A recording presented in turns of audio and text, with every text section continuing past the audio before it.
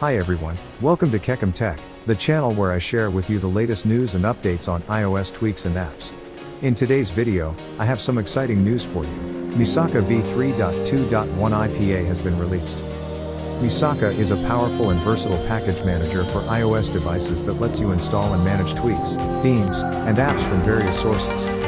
It has a sleek and user-friendly interface, a fast and reliable download engine, and a lot of features that make it stand out from other package managers. The developer of Misaka, at @straight_tomago, has just announced the release of the new version, v3.2.1, on Twitter. This version fixes some bugs and improves the performance of Misaka. Here are the main changes in this update.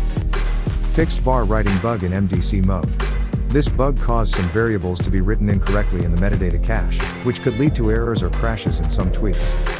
Fixed status bar tweak error in KFD.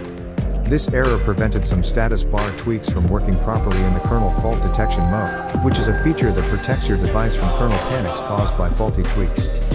Fixed file export issue in File Manager.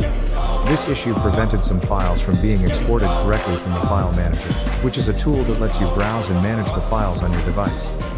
These fixes make Misaka more stable and compatible with a wider range of tweaks and apps. If you want to try out Misaka v3.2.1, you can download it for free from the link in the description. You will need a computer and a tool like AltStore or Cydia Impactor to install the IPA file on your device.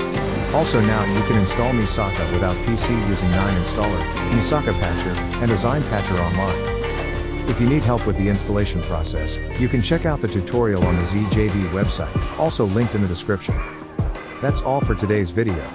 I hope you enjoyed it and found it useful. If you did, please leave a like and subscribe to my channel for more videos like this. Also, let me know in the comments what you think of Misaka and what tweaks or apps you use with it. Thanks for watching and see you in the next one. Bye.